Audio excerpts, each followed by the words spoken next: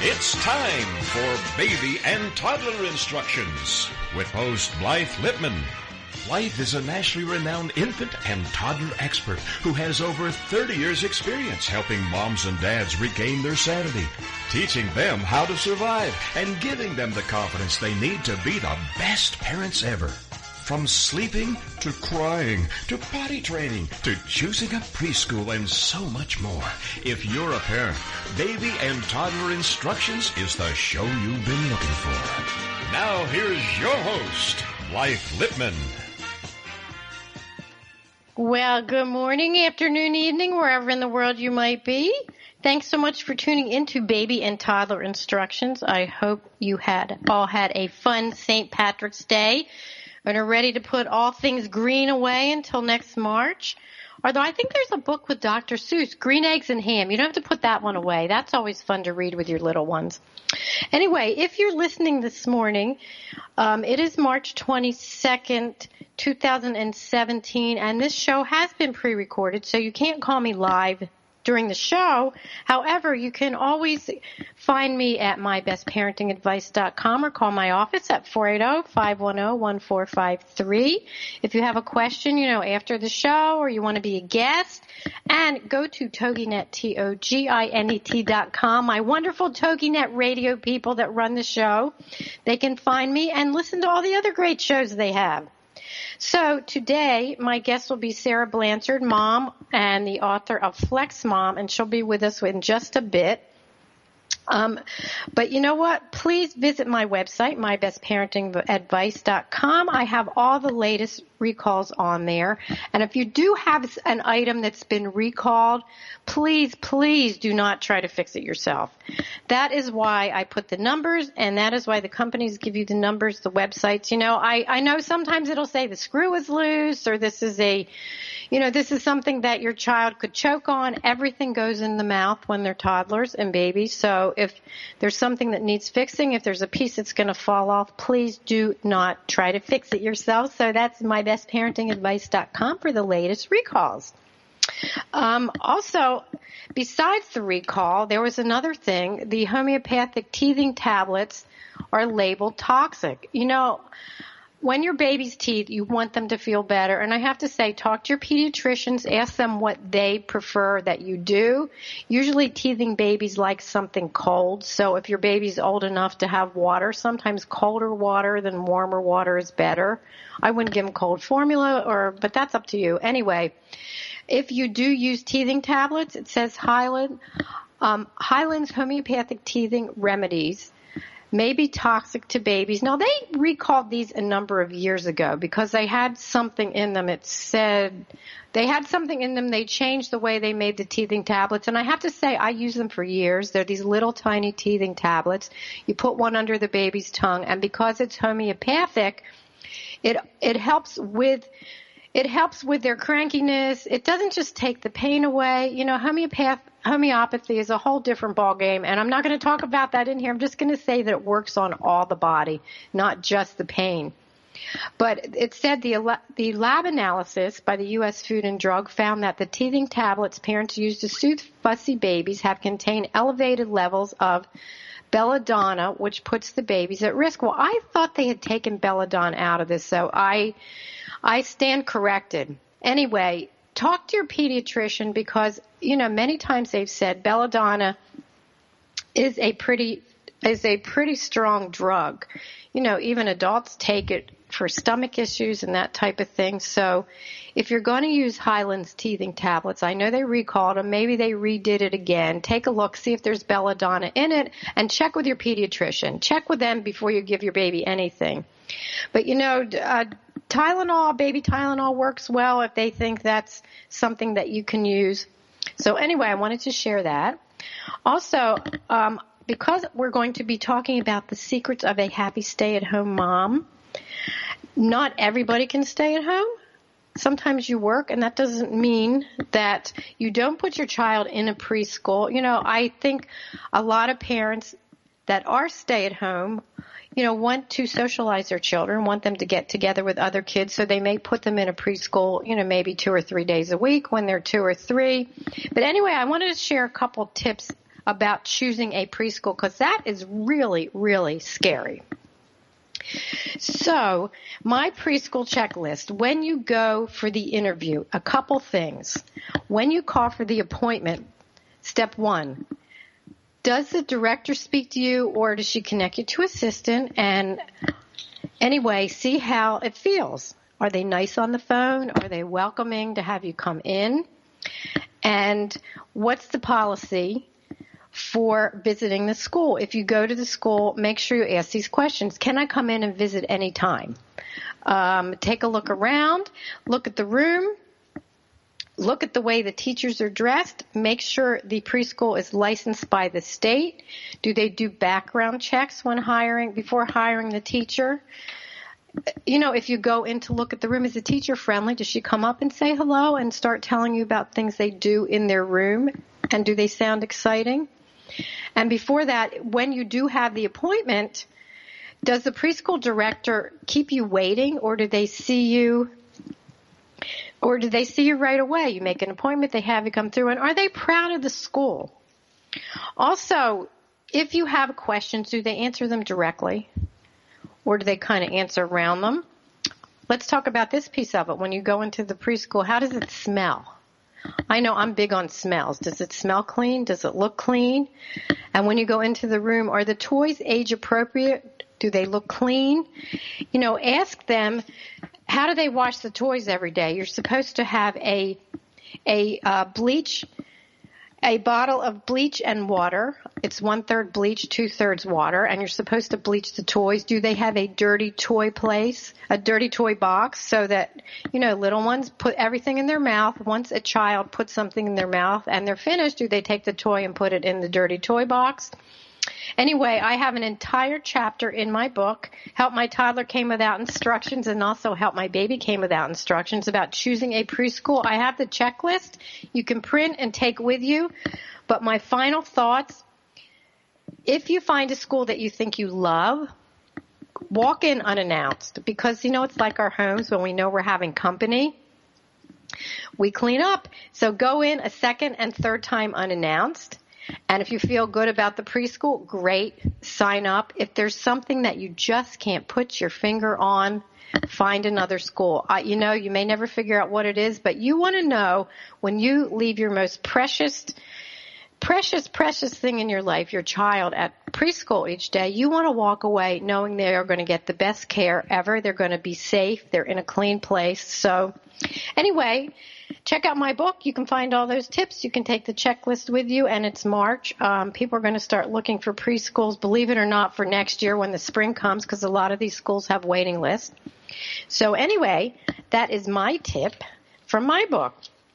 So let me tell you a little bit about my guest, and then I'm not sure if we're going to have a commercial break. I think we're getting close.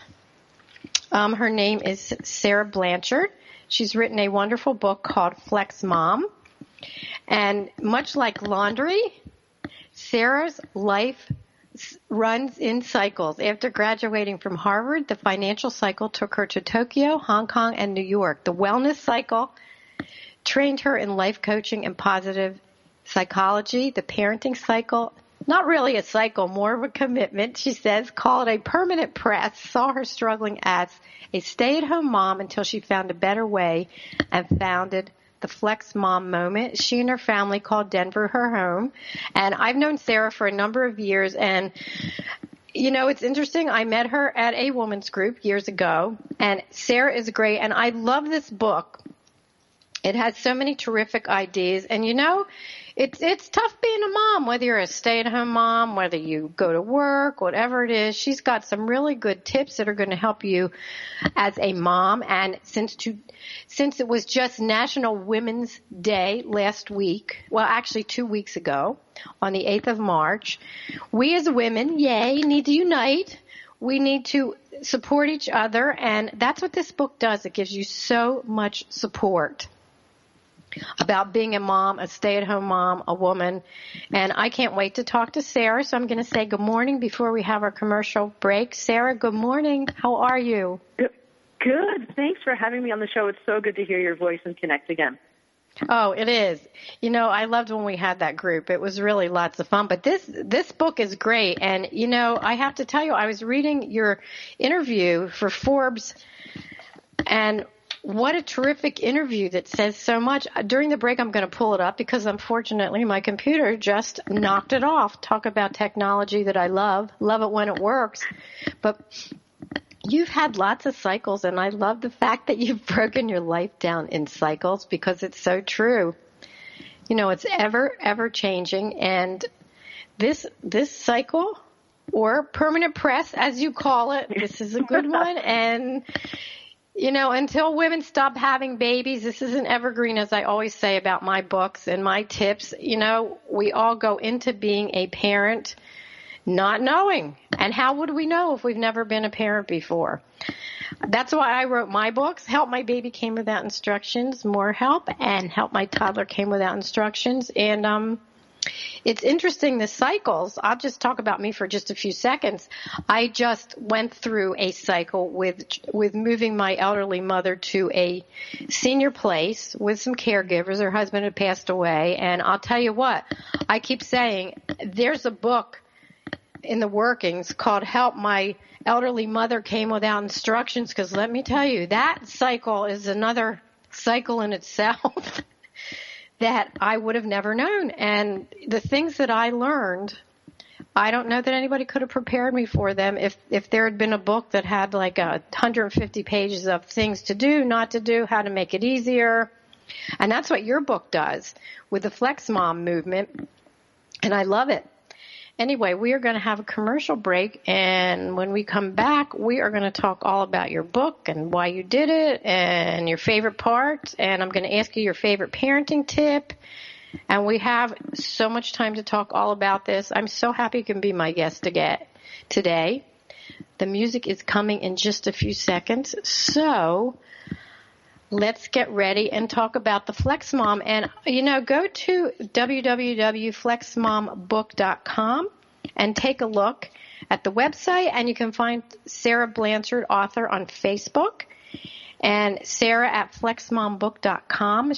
You can find her all over, and her book is great, and I can't wait to talk to you. We will be right back.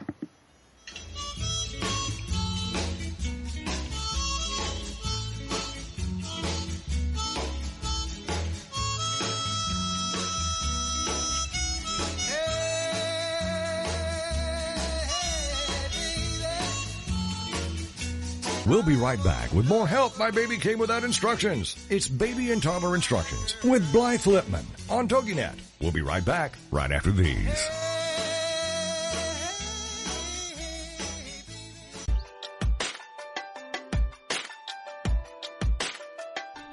Do you ever wonder if you're the only woman who runs errands in her yoga pants so it will look like she went to the gym?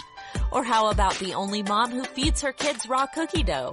Or are you the only one who cooks her family cold cereal for dinner? Do you need more laughter and less loudness? More self-love and less self-loathing? More joy and less judgment? You're not alone. Come to the living room, a place where we get comfy, candid, and confident together. Come seeking sanctuary and leave feeling renewed. We're saving a seat for you. Give yourself some living room today.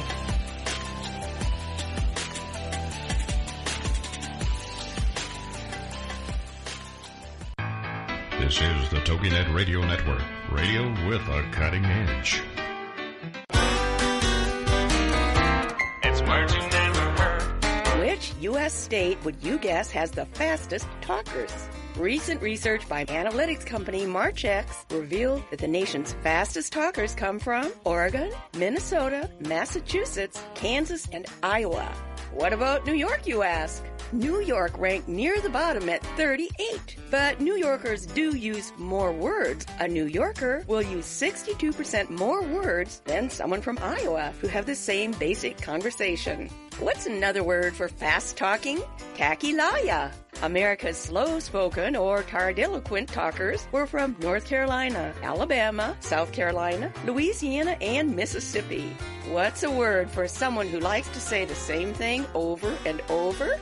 a batologist. It's words you never heard. I'm Carolyn Davidson, and you can have fun challenging your words you never heard vocabulary with my free app, Too Funny for Words. Welcome back to Baby and Toddler Instructions with Blythe Lipman on TogiNet, the hour for all moms with little ones to come for great advice, encouragement, and great ideas for all new parents. Now, back to the show with Blythe Lipman. Well, welcome back to Baby and Toddler Instructions. I am here with my wonderful guest, Sara Blanchard. She is the author of Flex Mom, and Forbes interviewed her with the most wonderful interview that I got back on my computer since it erased it before I was all ready to talk about it. You know, and it really says everything, and what an honor to be interviewed by them. Welcome, Sara. Thank you very much. I'm excited to be here. So basically, let's talk a little bit. Your book focuses on moms, and, you know, what you say is, you know, what Forbes said is women are the ones who leave their careers to raise their children. Do you think stay-at-home dads face the same financial challenges as women? Yeah. And I wound up having to reach out to a few stay-at-home dads that I know, because I didn't know the answer to that question. I could guess, but I wasn't sure. It was interesting to see that they don't put the same pressure on themselves to look out for the money and be careful. That they just assumed that if the women were able to support the family, that they would also be taken care of, and it becomes our money and that sort of stuff. So it seems like that's something that women, the guilt is something that women put on themselves. It's not inherent in the stay-at-home position, but that's something that we want to think about, and why we do it and how we break out of that. Well, you know, it's not surprising, but let's go back a little, because, you know, it's funny. I just took this because it all of a sudden hit me about the men. But let's go back a little bit. Flex Mom. Who's the book for, and what's a Flex Mom? And is there a flex dad, since we're talking about men too? Yeah. I think so. I think the Flex Dad is pretty much, this really talks about, well, let's go back to your question. The concept of a Flex Mom is a third model of motherhood. It's neither stay-at-home mom or working mom, but it's this third model where, you know, the person, Flex Mom or Flex Dad, is still the primary caregiver for the children, but you make enough space in your life to pursue your passion and do the thing that lights you up, so you still remain a whole person even while you take care of your kids. And so to answer the question about who's it for, I wrote it from the perspective of a stay-at-home mom transitioning into a Flex Mom, because that was the path I took. I couldn't speak, you know, with utter authority on the experience of going from having, you know, a salary and having to give that up directly into this middle ground. But from the people who have read the book who are working moms, I mean, we're talking doctors and lawyers, like really career-heavy women found value in this book as well. So I call it The Secrets of Happy Stay-at-Home Moms, but it may just be the secrets of happy parents. You know, it's interesting because I always tell my new moms, don't forget to have girlfriend time. You have to have girlfriend time. You have to be flexible with everything, which I love the title of the book. But you know what? Tell my listeners some of the things you need to do as a woman, as a Flex Mom. You know, you have a list here of things that we should do as women. Can you tell my listeners? The whole list? I mean, there's so much. I think it's... Well, I'm looking I'm looking at the chapter, Becoming a Flex Mom. For the F, free yourself from judgment because you're probably your own worst critic, and isn't that the truth? And the L, love yourself and learn how to take care of yourself first. That's a tough one as women. You know, how many women do you know, and when you were researching to do this book, how many women said to you, I write myself in my calendar at least once a week? I bet you didn't find many. No, but that was the biggest pain point. A lot of people want it, but they sit there and they say, gosh, I'm so tired. I'm so exhausted. I feel like nobody listens to me. I feel invisible. You know, there's a way for us to address that if we take care of ourselves first. It's not somebody else's job to take care of us. I know that we have to give so much, you know, to our families, and that's why a lot of us have children. We have this love to share, and they are the most incredible little people in the world, our children. And yet it's important for us to be able to take care of ourselves and fill our proverbial bucket to still have enough left to give to them, because otherwise we're kind of wasting this time not being the best version of ourselves, not being like an amazing, energetic, playful mom. You wind up being an exhausted mom who is surviving as opposed to thriving through the day-to-day. So going back to one of the tips, the reason I start with this judgment is because it talks about sort of what you mentioned at the beginning about, you talked about the tips to finding the best preschool. And a lot of that boils down to being able to listen to your gut instinct and figuring out what it is that your body and your, like that moment, you're like, ooh, this is great, or ooh, I'm not so sure.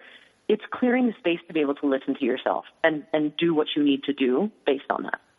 And we know, because women's intuition is usually on the mark most of the time with our intuition. Don't you agree?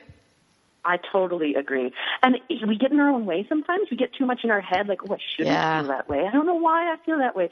Like, let's just assume that our intuition is something to be trusted. I guess I talk about it in the book, too, but, like, your conscious mind, I think, processes, I don't know, call it 30, 40, some measurable number of bits of information in a minute, right, or in a second. Our subconscious mind processes, like, 1 million bits of information in that same time frame, and therefore we should listen to that. And then you can figure out the whys later or what it is, but listen to our gut instincts, because it's way smarter than what we think, like what we're actually thinking. I'm so happy you said that. It's interesting. I'm not going to share what I had to make a decision about this morning, but I had one to make. And it was funny. I kept saying, this doesn't feel right. Let me figure out why. And I finally ended up making a decision based on my intuition. I thought, this is not where I want to be, and this is not what I want to do. Therefore, I'm not doing it. So it'll be interesting to see if I actually made the right decision about something. But it doesn't matter how old you are. You know what? We do need to go with our gut. And I think sometimes, and tell me if you don't agree, many times we grow up, we get married, and it gets a little sketchy because we expect our mates, significant others, to take care of us. And just what you said, we have to learn to take care of ourselves first. Yes, they're going to, they're going to love us. They're going to take care of us the way they can. But if you don't know how to take care of yourself first, sometimes you end up with some resentment. Big time. And I mention it I lay it right out on the table in my book too. I messed that up. I completely both acted resentful and was the object of resentment in my marriage because I didn't figure it out fast enough. That was part of my miserable stay-at-home mom experience. Despite all of the things I know about positive psych and about, life coaching and the right questions to ask and taking care of yourself, I messed it up. And it's not good for a marriage. I mean, I think the John Gottman Institute, who has studied relationships for years, said that resentment is probably the number one, like the eye rolling, that kind of feeling of like, ugh, I'm just over you. That is one of the number one predictors of divorce. So if absolutely, you can sidestep that'd be really amazing. And there aren't instructions when we go into a relationship. Any relationship, it has to be give and take, but we don't always know that. We don't always know that, and it's funny because as women, our significant other may go, "What's wrong?" and we'll go, "Nothing," and that's the key word, that there's something wrong when we say nothing. So knowing yourself, whether you're a stay-at-home mom, whether you're a working mom, knowing yourself and being able to express how you feel, which is one of your other tips that I'm looking at in your book, it's so important to clearly be able to express yourself and say what it is. You know what? I don't like this, or I like this, or let's change something and work together. So before the break, we're going to go for another break pretty soon, but what's the difference between a flex mom and a mompreneur? I talk about that differently in that mompreneurs, they can be one and the same, but the idea of a flex mom is not necessarily to launch a specific career or just to earn a certain amount of money to feel valuable that you're contributing. You can totally do that. And if your family's financial situation needs a little boost or whatever, it's great if that coincides. But a flex mom follows her passions and does things to take care of herself first and is not doing a job to fill an external need. Does that make sense? That makes a lot of sense. And you know what? But you have to decide what you're going to be. And the mompreneur, the title mompreneur, that's pretty new. It's come up the last, 5 or 6 years. I never heard of a mompreneur until maybe 5 or 6 years ago. And I think it's great because we're mompreneurs, but whether you're a mompreneur or you're a flex mom, it still comes down to the same thing. You have to take care of yourself, and you have to make the time for yourself, and you have to be able to express yourself. And we're going to have another break in just a few minutes, and I'm looking through your book, and chapter 3, I love this, free yourself from judgment. I do know one thing about me. I don't measure myself by others' expectations or let others define my worth, which was from Sonia Sotomayor, and that was one of her quotes. And it's true, because when we measure ourselves by what other people think of us, it's not good. And it's such a good lesson to learn early, especially if you're going to, be at home with your baby. You'll have so many people tell you what to do. You're not a good mother, or you just shouldn't do this, or you should do that, or why is your child in so many classes? Or, people are always going to give their judgments, and whether it's well-meaning or whether they're trying to have you change something, you have to step back again and think about where you are and what they're saying. Maybe it makes sense. Maybe it doesn't. Maybe there's some things you didn't think about. Because it's new. It's funny because, we all have labels that people put on us, and you have to just take it with a grain of salt. I know, especially with like family members, in-laws, whatever, they're always going to give you advice, and you just say thank you. Say thank you, decide what works for you, appreciate that they're sharing something, and you know what? It's your house. It's your family. You're stay-at-home mom, working mom, whatever. You need to do what works for you, and you don't feel like you have to explain yourself. Just be polite. And it's not always so easy, is it? No, not at all. No, thank you. I appreciate it. When we come back from our break, we're going to talk some more about being a flex mom and what the toughest part is, because there are some tough parts no matter what we do, and what the outcomes are. And we will be right back. Please stay with us. Baby love, my baby love, I need you, oh, I need you. We'll be right back with more help. For help, my baby came without instructions. It's Baby and Toddler Instructions with Blythe Lipman on TogiNet. We'll be right back right after these.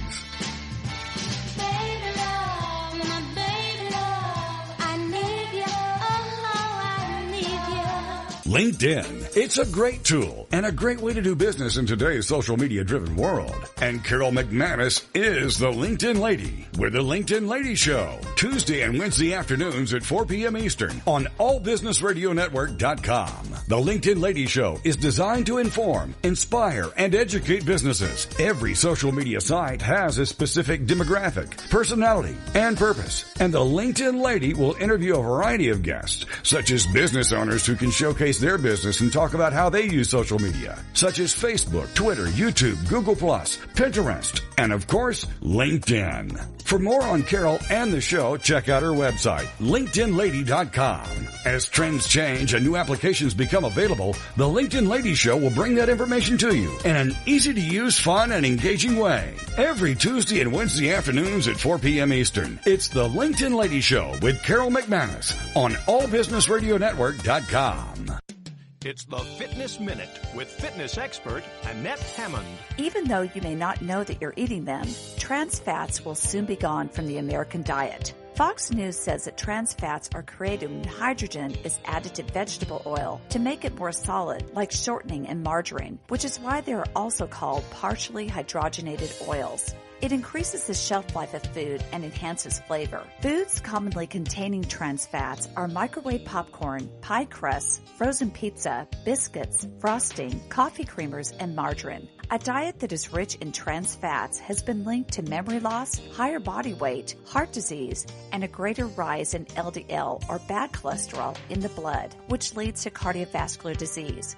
And cardiovascular disease is the #1 cause of death in the U.S. Trans fats are not good for human consumption, and the FDA has ruled that they need to be phased out in the next few years because they are a threat to public health. Welcome back to Baby and Toddler Instructions with Blythe Lipman on TogiNet, the hour for all moms with little ones to come for great advice, encouragement, and great ideas for all new parents. Now, back to the show with Blythe Lipman.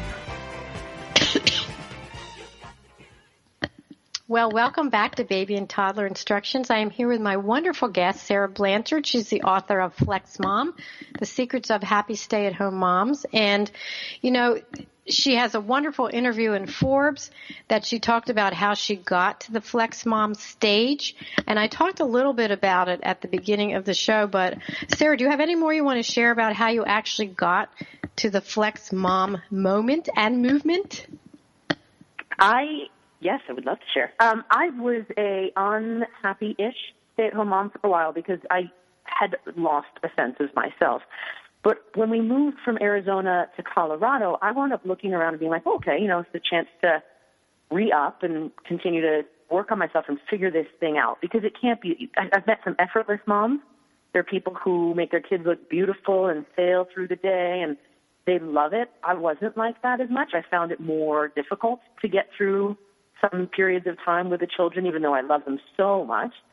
And I looked around at some of my really intelligent, really motivating, inspirational friends, and I'm like, wait.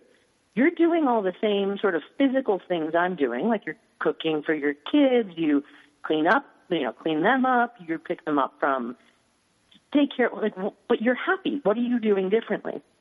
And it was through a series of conversations that I realized that they had not even ever considered themselves full stay-at-home moms, even though that was effectively what they were doing, because they each had a project on the side. They were each taking care of themselves and doing these things that lit their fire, that got them excited, and all of that energy that they got from doing that would flow right back into the day-to-day with their families. And so I started looking at it more closely and figuring out, going through basically the process that I outline in the book, but figuring out what it was going to take for me to do that as well. And not just have one-off moments, but make it a sustainable thing for me to feel excited about what I had going on even while I raised my kids. If I can ask, what's the biggest change you made? I started exercising and a lot more regularly, making time for it regardless. And then I really worked on doing stuff outside of the home. And for me, I'd always known some of my passions. I started, when we knew each other, I had the women's social networking group down in Arizona. I was freelance writing. I was managing blogs, doing that sort of thing. But I combined that with my ultimate passion, which is helping women. And it all just sort of came together. So now I find different opportunities to do that. And this book is certainly one of those ways. Well, that's such a good story about how it came to pass, because you know what? We're all human. And I remember when my kids were little, I remember some of my friends, they would say to me, how do you do it all? Because I was crazy. I was a yes person. I didn't realize no was a complete sentence. I did everything. And at the end of the day, I didn't even know if I was happy. I mean, I love my kids more than anything, as you said. We just adore our kids. And I was brought up that you do A, B, C, D, and you don't say anything about it. And, then I would crash and burn. I'd either get sick or I'd be grumpy or something, because I never took the time to really think about, is this working for me? Plus, I didn't want anybody to judge me, which is what we were talking about at the beginning, between the break. Judgment is such a big thing. Everybody wants to either want to be like your friends, or you want to, be like the model person you see. The kids never have dirt on their clothes, which to me, that's another whole thing. They should be dirty because they're playing. But judgment is such a big thing for women, whether we're working, whether we're taking care of our kids. Let's talk about that a lot. Yeah, I feel like it's something that when people judge us or we judge ourselves, we basically are our own worst critics. And I feel like if you catch yourself being the type of person who's like, what's that woman doing on her phone while she's pushing her kid? Or why is she wearing high heels at the park? Or, just sort of as opposed to sincerely wondering, wow, I wonder what's going on in that person's life, that I wonder why. It's more of a judgmental, if you find that that's what you're doing, chances are really high that you're holding yourself up to some expectations as well, and you're judging yourself really harshly, and you're going to bring yourself down. That's just how it works. Like, before, your listeners had kids, and we were all, like, gallivanting around, hanging out as young single people, did we ever look at anybody else's strollers and be like, oh, yeah, that's a good one, or no, that's a bad one? You only judge what you know, right? So if you're judging other people, that means that you're doing it to yourself too. You're judging what you know about yourself and not. And I think it's really important for parents, moms especially, to take the time when they are having children, as they're going through the process of thinking about families, or when their kids are young and as they change.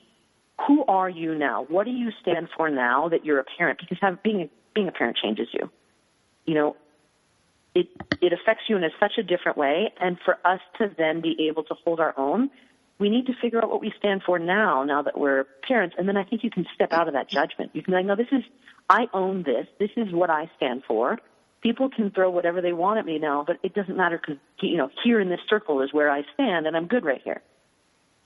So, that's such important information and such a great tip, because things do change. And where you're standing now, you may not stand in 6 months. And you know what? Things are forever changing, but it's just accepting yourself.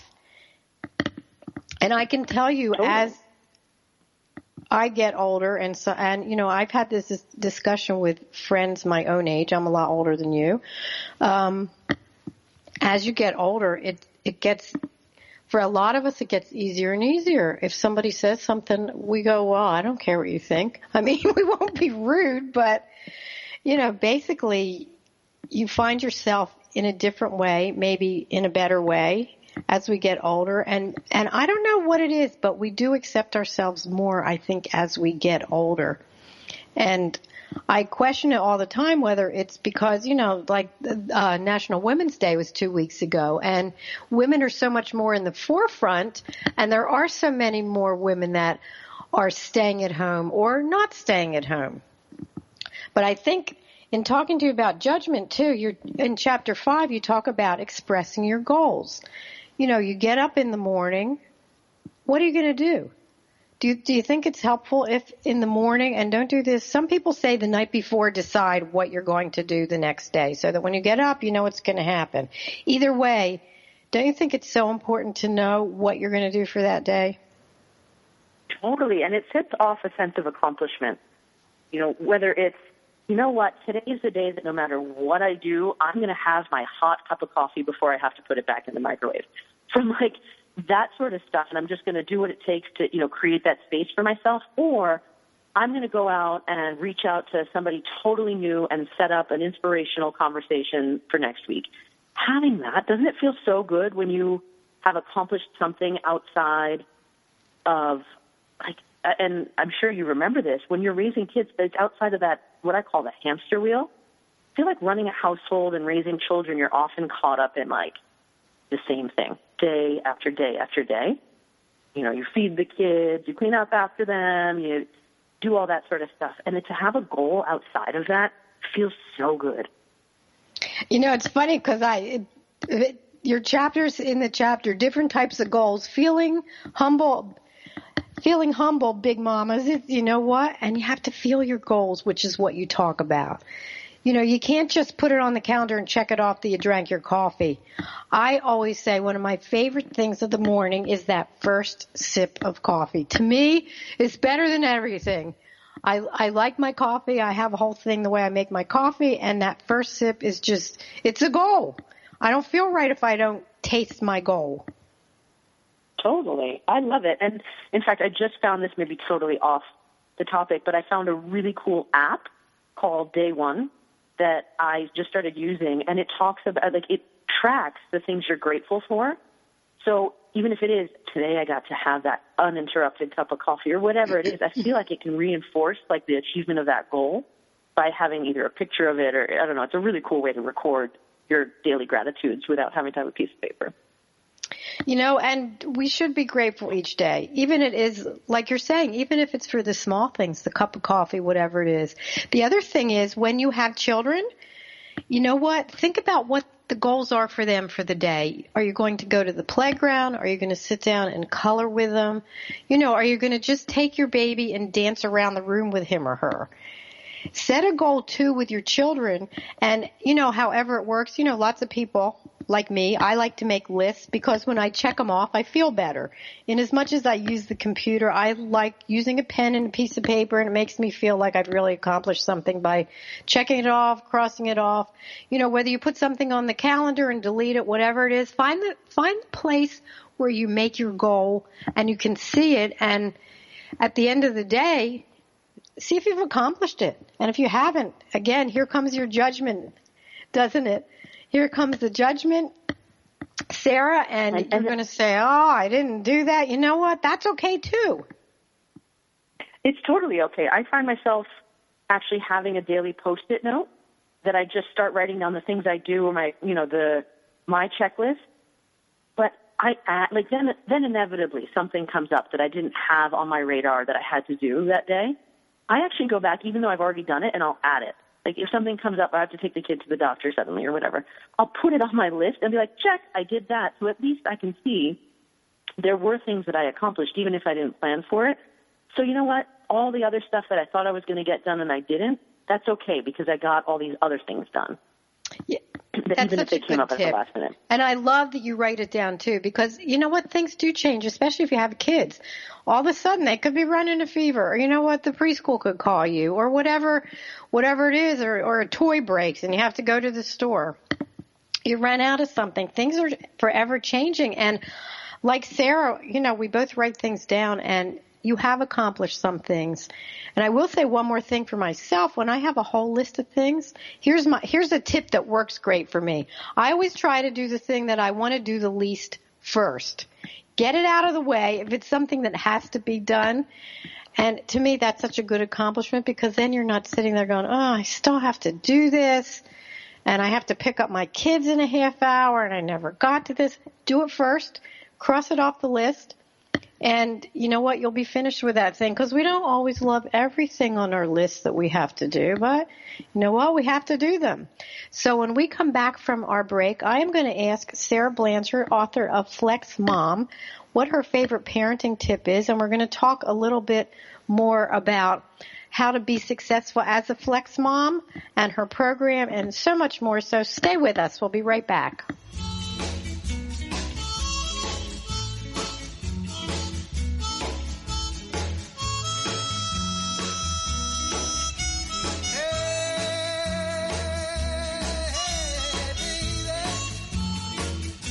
We'll be right back with more Help My Baby Came Without Instructions. It's Baby and Toddler Instructions with Blythe Lipman on TogiNet. We'll be right back right after these.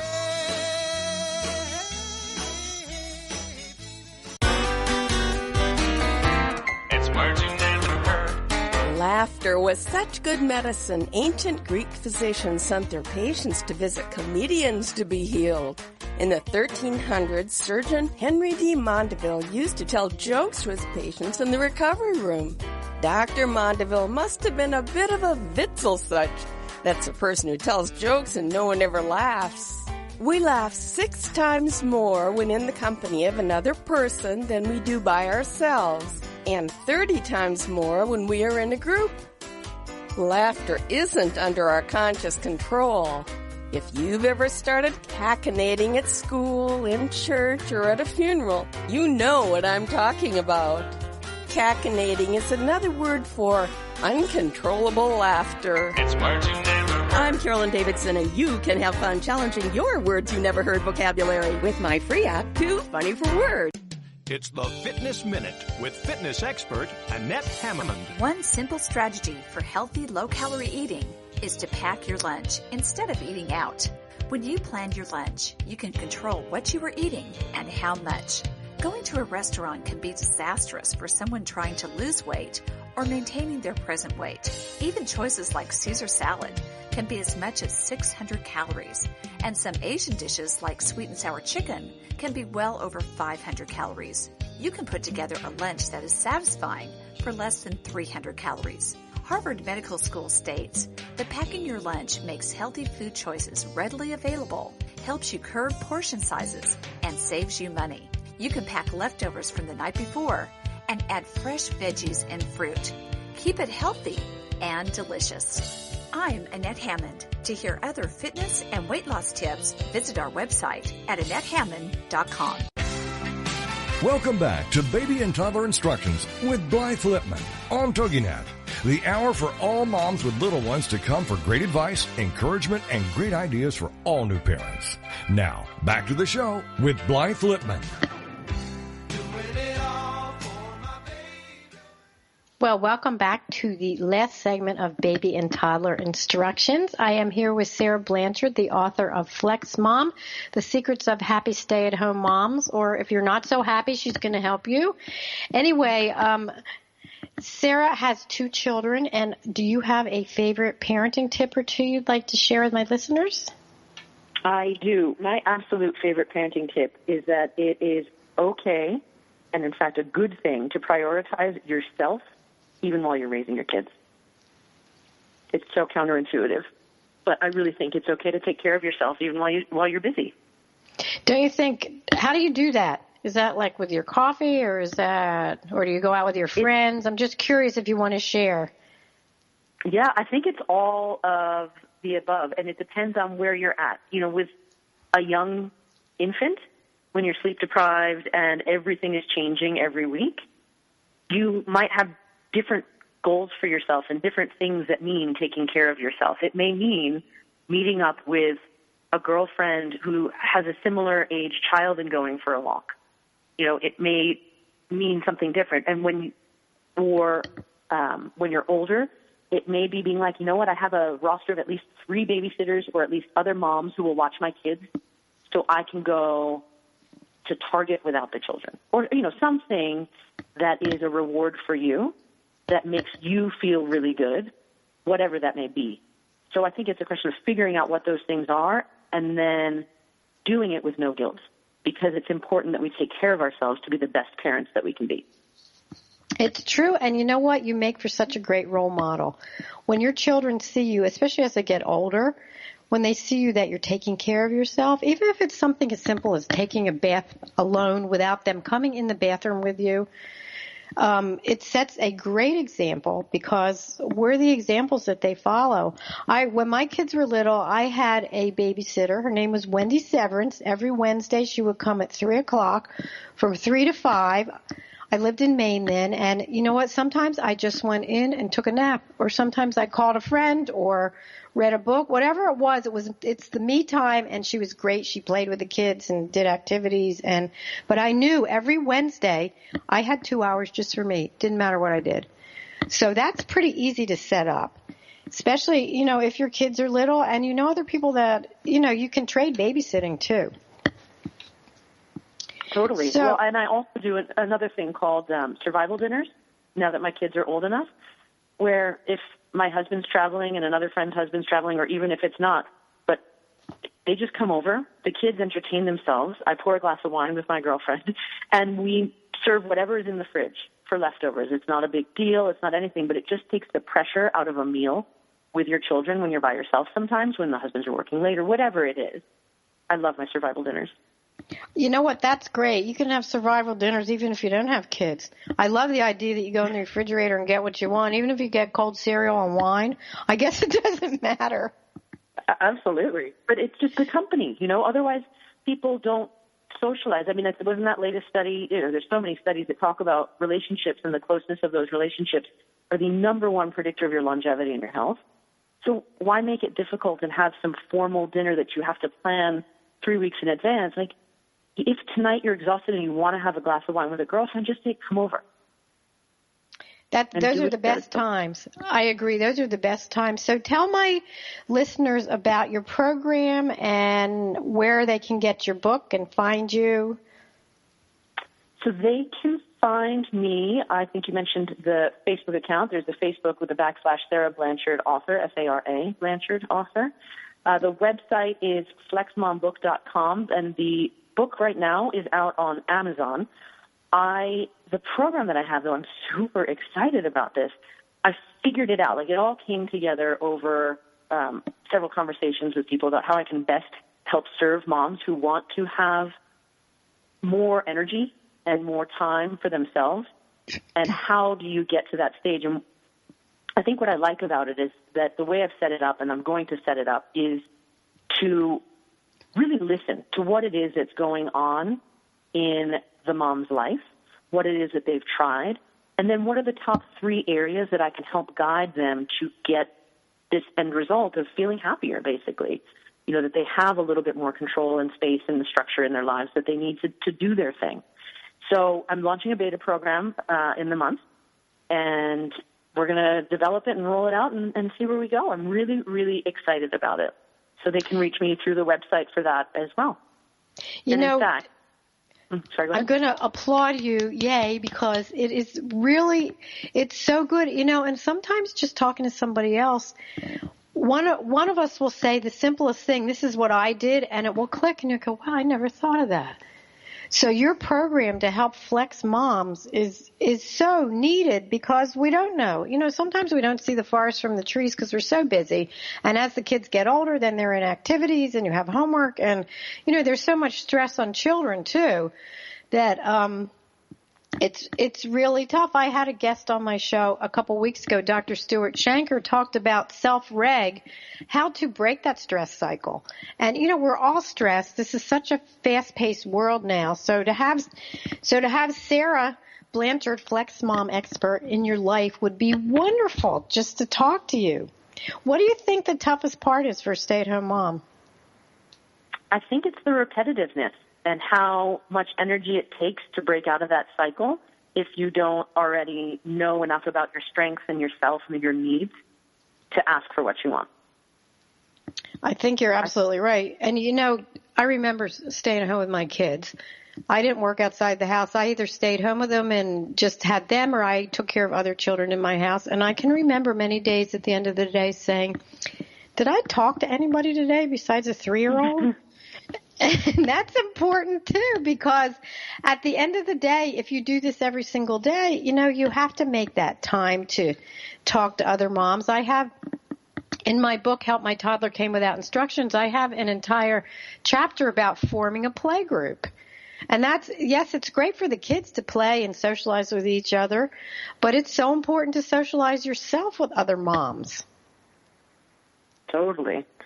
It's one of the biggest chapters I talk about is community, and how do you build several layers of community, just like your helpers, your personal board of directors when you want to do something, and then just the community that you surround yourself with that you want to get their good energy. So, I didn't mention, I don't know if your listeners are interested, I put together a workbook to go along with the book, and I can email people a free copy if they want to reach me.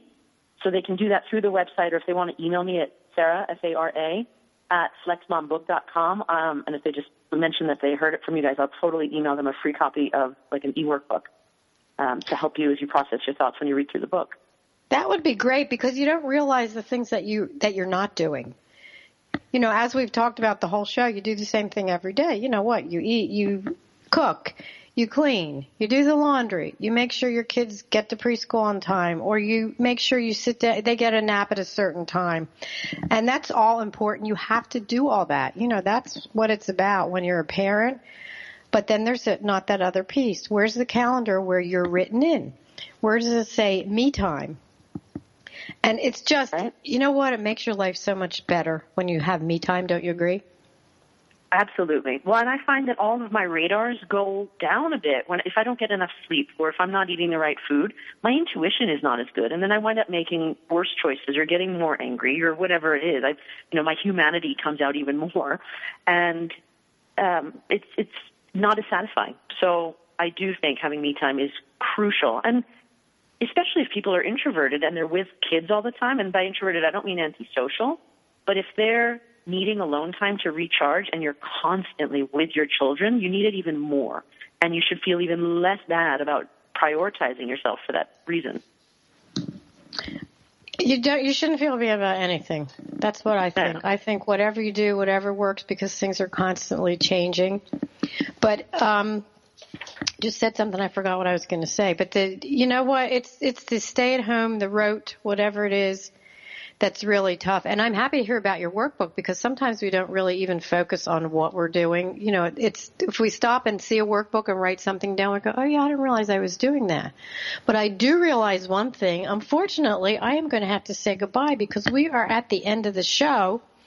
And you will have to come back on again or have your own show, the Flex Mom Show.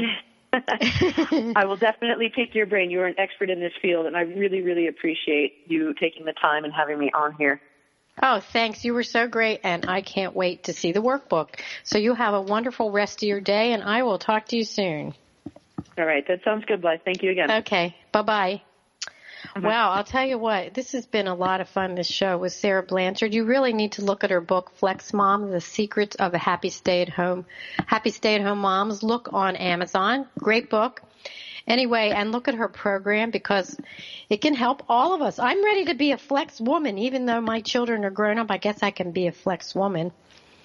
Also, don't forget to like my pages on Facebook. I have baby instructions, my best parenting advice. I do Facebook Live, which I love now. Love to be able to talk to everybody and share my parenting tips live. And I am on Twitter. I am on Periscope. I'm on LinkedIn. I am on Instagram. I'm on all kinds of things. Because to me, there's nothing better than helping all of you, expectant parents, toddler parents, grandparents. You know, I've been in the field for over 40 years, and I have to tell you, it never gets old unless you guys stop having babies. And there's nothing that gives me more joy than to help one of you. So thanks for the opportunity. Keep listening and keep asking your questions. So as you know, I always end my show with a little humor, so here it is for today. Ever had a job where you had no previous experience, no training, you couldn't quit, and people's lives were at stake? That's parenting. The hardest part of parenting is trying to be fake angry when your little one does something bad and it's so hilarious. Boy, that's a hard one. And finally, talking about stress and being a flex mom and how to take care of ourselves. I'm not saying I gave up on parenting today, but I did just let my 5-year-old put sprinkles on her goldfish crackers. Oh, my goodness. That's when you know you need some me time. You know, take a few minutes every day in the morning. Set your goals for your children, for yourself. Don't make them too tough. Don't make it so you're going to fail. Make it easy. You're going to go to the park. You're going to sit down and read a book. You're going to take a bath when your little one takes a nap, or you're going to make a phone call to a special friend. Take that time for yourself. It's so important. So thanks for tuning in today. Have a great rest of the week, and I will see you next time. Bye-bye.